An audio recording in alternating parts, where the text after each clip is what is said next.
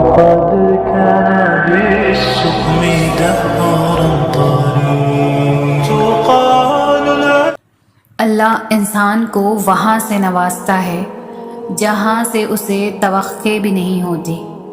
اللہ کی بانٹ آدھی بانٹ نہیں ہے۔ اللہ اپنی نعمتوں کے بانٹنے میں فیور ٹرم والا معاملہ نہیں کرتا کہ فلاں کو دنیا اچھا سمجھتی ہے تو اسے ہی عطا کرنا ہے، اور فلاں کو دنیا اچھا نہیں سمجھتی تو اسے دھتکار دینا ہے۔ اللہ بس نیتیں دیکھتا ہے۔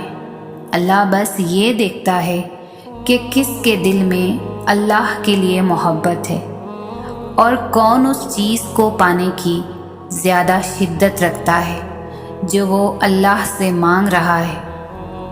وہ بس خلوص دیکھتا ہے کہ کون اس کا اتنا خوف اپنے دل میں رکھتا ہے کہ اپنی چاہت کو پانے کی خاطر وہ ذرائع موجود ہونے کے باوجود بھی کوئی غلط راہ اختیار نہیں کرتا۔ وہ بس طلب دیکھتا ہے کہ کون اس کے انعام کی طلب رکھتا ہے اور پھر اس طلب کی خاطر صبر کرتا ہے۔ یہی سب دیکھ کر اللہ فیصلہ کرتا ہے کہ کس کو کیا کب اور کتنا دینا ہے۔ اور جو انسان اللہ کی اس آزمائش پر پورا اتر جاتا ہے اور اپنے بے پناہ غموں اور تکلیفوں کے بعد بھی اللہ سے مانگنا نہیں چھوڑتا تو پھر اللہ اسے غیب سے عطا کرتا ہے۔ پھر اللہ دیتا ہے، اور یاد رکھے کہ جب اللہ دینے پر آتا ہے تو اتنا دیتا ہے کہ انسان کا دامن تنگ پڑ جاتا ہے، لیکن اللہ کی نعمتوں کی روانی نہیں رکتی۔ جیسے قرآن پاک کہتا ہے، اور اللہ جس کو چاہتا ہے بے حساب دیتا ہے۔ ہمیں بس اللہ سے اپنی عرضیاں طلب کرنی آنی چاہیے۔ ہمیں اللہ سے اپنی بات منوانے کا سلیقہ آنا چاہیے۔ ہم اکثر کہتے ہیں کہ دعائیں جیسے بھی مانگی جائیں قبول ہوتی ہیں، اور یہ سچ بھی ہے، لیکن اگر آپ دعائیں کرنے میں تھوڑی سی محنت کریں گے تو اللہ آپ سے زیادہ خوش ہوگا۔ ہاتھ پھیلا کر مانگنے والے اور ہاتھ نہ پھیلا کر مانگنے والے میں کچھ تو فرق ہوتا ہے۔ آپ کا عمل ہی آپ کی شدت کو بیان کرتا ہے، اور جب آپ نماز پڑھ کر ہاتھوں کو اٹھا کر اللہ سے دعا مانگتے ہیں تو آپ یہ ظاہر کرتے ہیں کہ آپ نے اس رب کا اپنا بادشاہ مان لیا ہے اور اپنی ہار تسلیم کر لی ہے۔ ظاہر ہے کسی بھی ایرے غیرے کے آگے تھوڑی نہ ہاتھ پھیلائے جاتے ہیں، ہاتھ تو صرف اس کے سامنے پھیلائے جاتے ہیں جس پر مان ہوتا ہے۔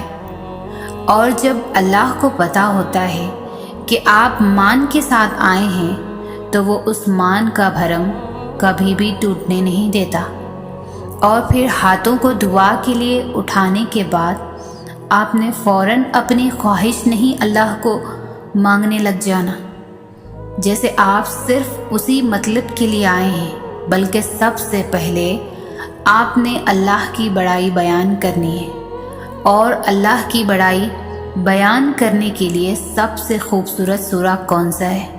سورہ فاتحہ ہی ہمیں دعاؤں کے آداب سکھاتی ہے، کیونکہ سورہ فاتحہ اپنے آپ میں ہی سب سے بڑی دعا ہے۔ پھر آپ نے درود شریف پڑھنا ہے، کیونکہ جب تک آپ اللہ کے محبوب کو راضی نہیں کریں گے تب تک اللہ آپ سے راضی نہیں ہوگا۔ اور حضرت علی رضی اللہ تعالیٰ عنہ نے فرمایا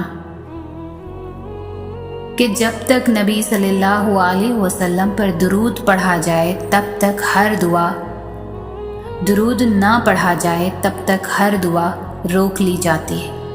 تو آپ نے پہلے دعاؤں کا راستہ بنانا ہے، پھر ہی تو دعائیں منزل تک پہنچیں گی۔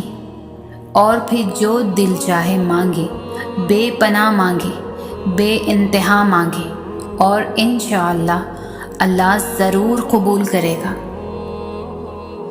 آپ کو پتہ ہے کہ ہم روز کتنے ایسے گناہ کرتے ہیں جو ہم سے انجانے میں ہو جاتے ہیں، اور پھر ہم ان گناہوں کی اللہ سے معافی بھی کبھی نہیں مانگتے، کیونکہ ہمیں علم ہی نہیں ہوتا کہ ہم سے یہ گناہ سرزد ہو گئے ہیں۔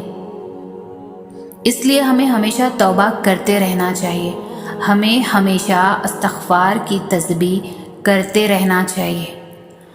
آپ اللہ سے جتنی مرتبہ توبہ کرتے ہیں، اللہ آپ کو اتنی ہی مرتبہ پاک کر دیتا ہے، اور جب آپ پاک ہونے لگتے ہیں تو آپ کا دل خود بخود اللہ کی جانب مڑنے لگتا ہے۔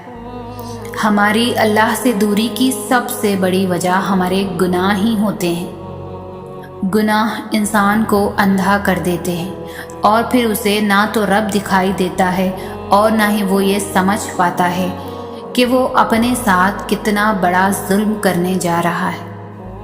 تو بس جب بھی موقع ملے سوتے اٹھتے بیٹھتے جاگتے اللہ سے اپنے گناہوں کی معافی طلب کیا کریں۔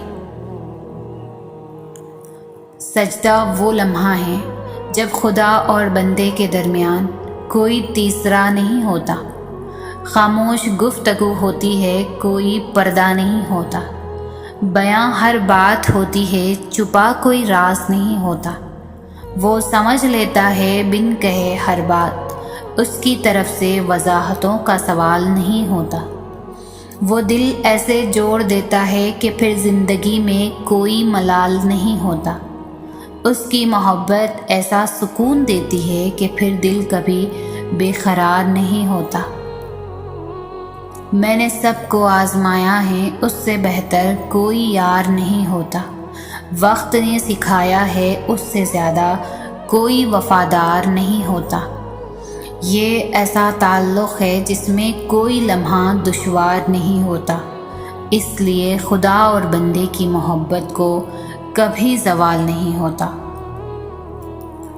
دنیا میں ایسا کچھ بھی نہیں جو رب نہیں کر سکتا، نہ کوئی ایسا زخم ہے جو وہ بھر نہیں سکتا، جو دکھ رات بھر جگاتے ہیں کوئی انسان ان کی مرہم بن نہیں سکتا، سکون تو صرف رب کی عطا ہے، انسان خود چاہ کر بھی حاصل کر نہیں سکتا، اس نے تو تمہیں بنایا ہے، اس سے بہتر تمہیں کوئی سمجھ نہیں سکتا، وہ انجان نہیں ہے تمہارے حال سے، انسان ہی بے صبرا ہے، انتظار کر نہیں سکتا، یقین والوں کو ہی ملتا ہے اس کا راستہ، جس راستے پہ کوئی بھٹک نہیں سکتا، اس سے مانگتے ہوئے شک میں نہ پڑنا، وہ کن فرما دے تو کوئی نہ کر نہیں سکتا۔ سنو سنو، وہ تمہیں بے حساب دینے کے لیے آزما رہا ہے، وہ تم سے اتنی محبت کرتا ہے کہ اگر تمہیں اس کی مقدار معلوم ہو جائے تو تمہارا جوڑ جوڑ علیحدہ ہو جائے اس احساس محبت سے۔ بس تم ایک کام کر لو کہ راضی ہو جاؤ اس کے فیصلوں پر، اس کی مصلحتوں پر، جھک جاؤ اس کی رضا کے آگے، کیونکہ جو جھک نہ سکا وہ پا نہ سکا۔ جب اللہ آپ کا نصیب لکھتا ہے تو وہ اس نصیب میں یہ بھی لکھتا ہے کہ اس تقدیر کو میرے بندے کی دعاؤں کے سوا کوئی بھی بدل نہیں سکتا۔ ہم اکثر یہ سوچ کر پریشان رہتے ہیں اگر ہمارا مانگا ہوا کسی اور کو مل گیا تو، حالانکہ اللہ تو پہلے سے ہی سب طے کر چکا ہوتا ہے، یہ بھی کہ آپ کو آپ کے نصیب سے کیا ملنا ہے، اور یہ بھی کہ کن دعاؤں نے آپ کے دل کا حصہ بن کر آپ کا نصیب بدلنا ہے۔ تو پھر آپ کیوں ان وسوسوں میں پھنسے ہوئے ہو کہ کہیں دنیا ہم سے ہماری چاہ چھین نہ لے؟ آپ کی دعاؤں کا محافظ تو اللہ ہے، اور اس کی حفاظت میں کسی کا لکھا ہوا دوسرے کو کبھی نہیں مل سکتا۔